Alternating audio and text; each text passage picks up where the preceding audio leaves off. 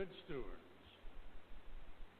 Let God help them turn the crap in their lives into fertilizer. And then let God help them use the fertilizer to grow beautiful lives. In the gospel passage that Deacon Jim just read, Jesus gives a parable. Two men in the temple, one a Pharisee, kind of a priest of the time. He's praying and he's saying, Lord, I'm a pretty good guy. I tithe. I follow all the rules and regulations, all 600 plus of them. And trust me, I'm sure glad I'm not like him, that tax collector. The tax collector stands there. The Pharisee was looking up at the sky with his hands folded. The tax collector is looking at the ground. His voice is tired and weary. And he says, Lord, please forgive me. I'm a sinner. And he was a bad sinner. Tax collectors back in the day, they were Jews. The Romans had conquered Judea. They hired Jews to be their tax collectors. The Romans did not charge their citizens a penny in taxes. All the taxes were imposed on the people they conquered. And the taxes were extraordinarily high. So the tax collectors were considered traitors. They were working with the Romans, getting a good salary to heap abuse on their fellow Jews. And the tax collectors would pad the books. They would add money so that they could slip it into their own pocket. So yes, the tax collector had committed serious sins. But whom does Jesus say is the one forgiven? Not the Pharisee. Jesus, in effect, says, look, he's a proud bragger. He talks a good game. He doesn't walk a good game at all. He is praising himself. He's not seeking forgiveness. He's seeking a pat on the back. But the tax collector, for all the serious sins that he had committed, he's sorry. He wants to turn around his life. He is truly seeking forgiveness. And when we truly seek to turn around our lives, get forgiveness, Jesus gives it. Okay. We, as a parish, are beginning a new ministry, and I consider it a very important ministry. You've heard from the announcements. You've heard from Father Francis. We'll be calling it our Substance Abuse Ministry. Substance Abuse Ministry. For short, we're calling it SAM. We are going to offer services to everyone, anywhere on the West Bank, East Bank, North Shore, if they want to come over. And it doesn't have to be someone who is Catholic, any other Christian denomination, Jews, Muslims, Hindus, Buddhists, whoever, anyone who's got a problem. And it doesn't just have to be, obviously, the addicted, because those of you who are around addicted people know that the families are extraordinarily negatively impacted. I'm not going to embarrass you all by asking how many of you out there are addicted to someone, but I am asking for a show of hands. How many of you know someone in your family, among your friends, know them well at work or wherever, who has some kind of substance abuse problem? Alcohol, drugs, eating, whatever. How many? I certainly do. Yeah. All over church, hands are being raised. So we want to help people turn around their lives. And I'm going to tell two stories this evening. I've told them before. I felt guilty about telling them, but This is my 5th Mass of the weekend, and many people have told me, Father, I never heard those stories before. And that's because we have a turnover among our congregation. So if you've heard it before, bear with me. It fits. My wife, Khaki, last year of her life, she knew she was dying. Doctor said they couldn't do anything more. I sat her down and we talked, and I admit I was a little bit like the Pharisee. I was seeking a pat on the back. So I asked her, Khaki, as you get close to death, what are the 3 things in your life you most treasure? And of course I wanted to say, Mike, you. Khaki said, Mike, in no special order, my alcoholism. Initially, I was kind of surprised, but then I knew where she was going. And she said, you know,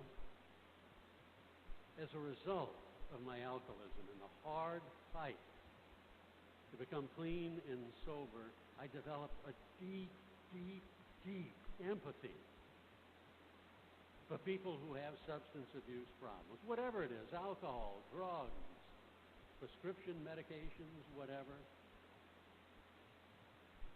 And she said, you know, I've spent so much of my time since then trying to help them because I feel for them. I've got empathy for them. And I knew, yes, she had. And she had turned around not only her own life, she had helped turn around many other lives as well. And then Khaki said, number 2, my overeating. She said, Mike, that was so much harder than the alcoholism to shake. But she said, you know, if you just don't have the first drink, you're in pretty good shape. But you've got to have the first bite. We've got to eat. And people like me, it triggers chemicals, and we want to just keep eating and eating and eating. It's very hard. So I developed an extremely deep empathy for people who overeat. And you know, I've tried to help them, and she did. Many, many. I'm not talking about 2 or 3. I'm talking about dozens and dozens and dozens. And then she said, number 3, you. And now I'm saying, oh my God, what am I doing on that list? And I knew what I was doing on that list because, as I've told you before, in the middle of our marriage, Khaki came to me and said, Mike, you know, there are times when I almost hate you. I despise you because you're out in the community, you're doing all these community events, people think you're so terrific. You're doing a great job over at the television station, but you're never home. You do nothing much for your family. Oh, you don't do bad things to your family, but you don't do anything for your family. I had my addiction. It was workaholism. Working 80 hours a week kept me away from my family. Khaki and I worked in that for 3 years, and we solved it.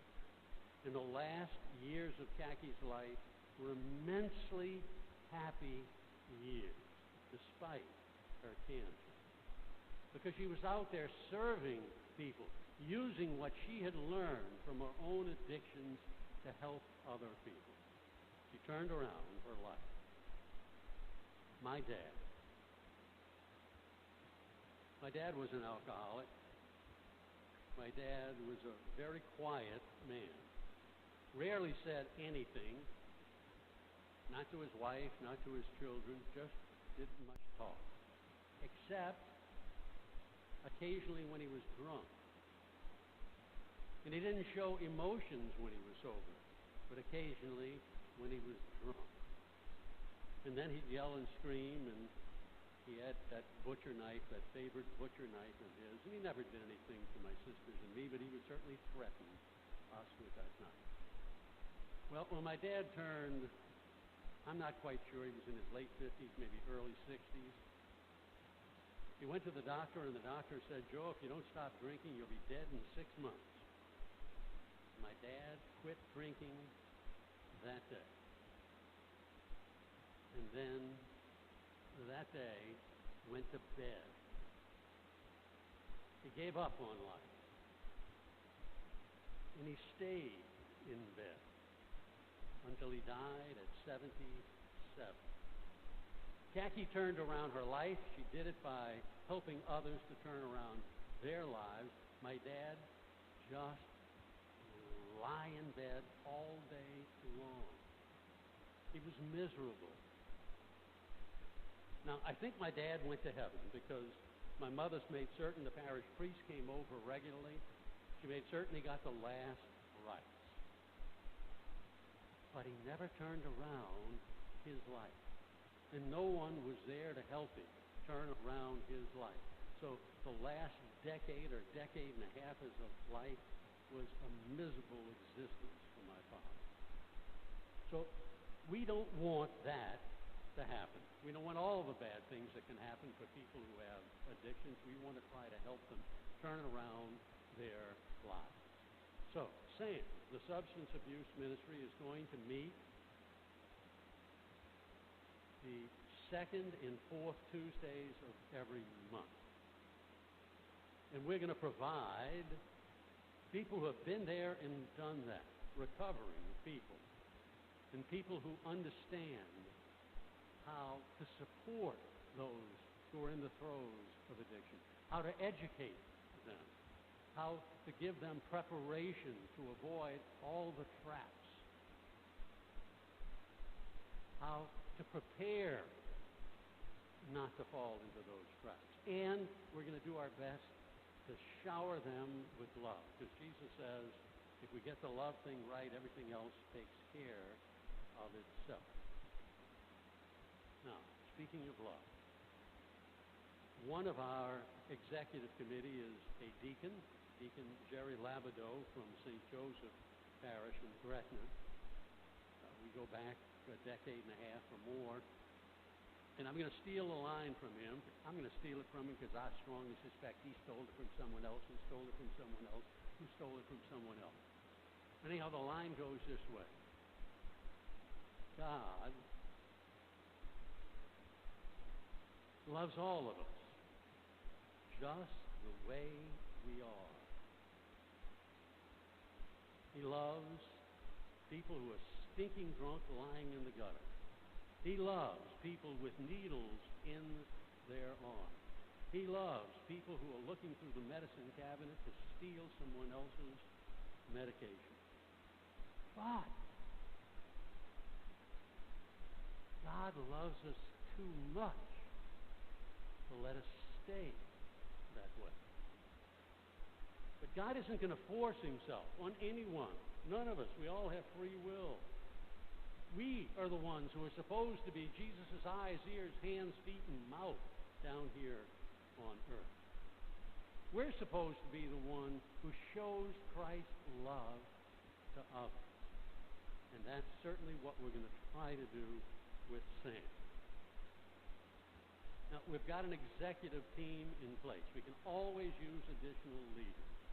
But what we're looking for is worker bees. People who are willing to give their time to do all those humongous number of routine things that have to be done in any ministry. And if you haven't been involved in a ministry before, this is a wonderful opportunity for you to volunteer.